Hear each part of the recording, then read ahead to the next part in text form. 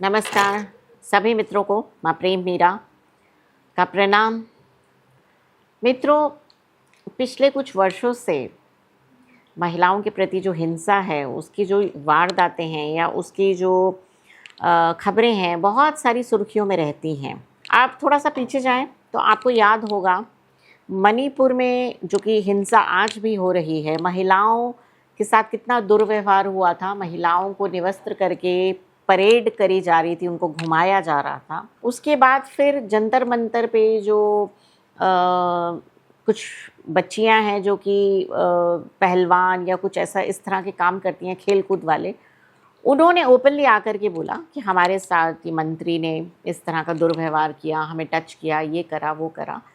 और उसी वाले उसमें जाएं तो अभी जो सबसे ज़्यादा जो चर्चा का विषय बना हुआ है वो है बंगाल में कैलकाटा में जो एक बच्ची जो कि डॉक्टर थी, उसके साथ जो रेप का मामला हुआ। रेप के अलावा जो उसको इस तरह से बिल्कुल बर्बरतापूर्व मारा गया, उसके शरीर का जो किया गया अंजाम, वो हम सभी ने देखा है। और जब मैं इस तरह की बातें देखती हूँ या सुनती हूँ, मेरा तो कितने दिन तक मैं चुप ही हो जाती हूँ, कोई बात करने का ही दिल नहीं करता। तो लगता है कि ये मतलब जो हम कह रहे हैं कि हम तो बहुत टेक्नोलॉजी में बहुत आगे जा रहे हैं, कि हम यहाँ पर बैठे हम 2 मिनट में देश में विदेश में कहीं भी 2 मिनट में कनेक्ट होते हैं किसी के साथ। टेक्नोलॉजी इतनी एडवांस हो गई है कि रोबोट सारे काम करने लगे हैं। रोबोट से क्या क्या कर लें, आर्टिफिशियल इंटेलिजेंस की हम जहाँ बात कर रहे हैं, ऐसे युग में मनुष्य के साथ कैसा व्यवहार कर रहा है ना। एक महिला और पुरुष जो है, उन दोनों का जो संबंध, जिस संबंध के कारण हम धरती पे आए, यानी कि हमारे माता पिता जब इंटीमेट रिलेशन में हुए तभी तो हम दुनिया में आए ना। जो एक इतना खूबसूरत रिश्ता होता है महिला और पुरुष का, वो कितना विकृत हो गया है कि एक पुरुष जो है, जब उसको कुछ समझ नहीं आता कि वो महिला को कैसे रूल करे या कैसे दबाए या उसको कैसे कंट्रोल करे या अपनी फ्रस्ट्रेशन या अपनी हिंसा कैसे निकाले, तो वो क्या करता है कि उस पर बलात्कार करता है। यानी कि हम टेक्नोलॉजी में तो बहुत आगे जा रहे हैं, एडवांस जा रहे हैं, लेकिन हम मानवता को और इंसानियत को हम पीछे छोड़ते जा रहे हैं। एक तरफ आप जानवरों के साथ अगर आप उठते बैठते हैं, आपके घर में कोई पेट है, तो आप देखो जानवर लोग कितने सेंसिटिव होते हैं। वो अगर आप दुखी होते हो तो आपके घर में अगर पेट है, उसको पता चल जाएगा कि मेरा मालिक दुखी है।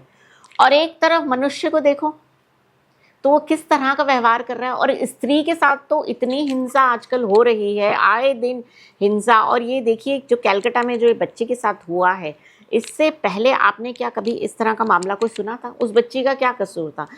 उसने पढ़ाई लिखाई करी, उसके माता पिता ने लोन लिया या ज़मीन बेची या कुछ भी करा करके अपनी बच्ची को पैरों पे खड़ा किया, है ना। हमारी सरकार यही तो नारा देती है, बेटी बचाओ बेटी पढ़ाओ। तो इनसे पूछो, बेटी को पहले पढ़ाओ, फिर बेटी को किससे बचाओ।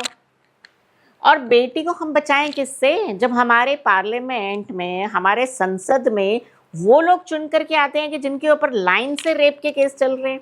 एक तो अभी कैंडिडेट ऐसा चुनाव में खड़े थे भाई साहब कि जिनके पास वो पेन ड्राइव थे जिसमें कई हजार जो है महिलाओं के ऊपर बलात्कार करते हुए की वीडियोस पाई गई, और वो जो है एमपी बनने को चले हैं। हमारे समाज में इस तरह के जो समाज के ठेकेदार अपने आप को बनते हैं, जो कि कहते हैं कि हम चलाएंगे सरकार, हम चलाएंगे पार्लियामेंट में, जब पार्लियामेंट में ऐसे लोग जा रहे हैं तो हमें बेटी से किसको बचाना? हाँ, किससे बचाएं हम बेटी को? और सबसे दुर्भाग्यपूर्ण बात, जब भी कोई ऐसी वारदात होती है, जैसे एक आसिफा एक बच्ची वहाँ पे जम्मू कश्मीर में एक मुस्लिम बच्ची के साथ ऐसा हुआ, तो जी जो मुस्लिम वो जो है वो संगठन जो कहने लगे कि हमने किया है या वो उधर से मुसलमान।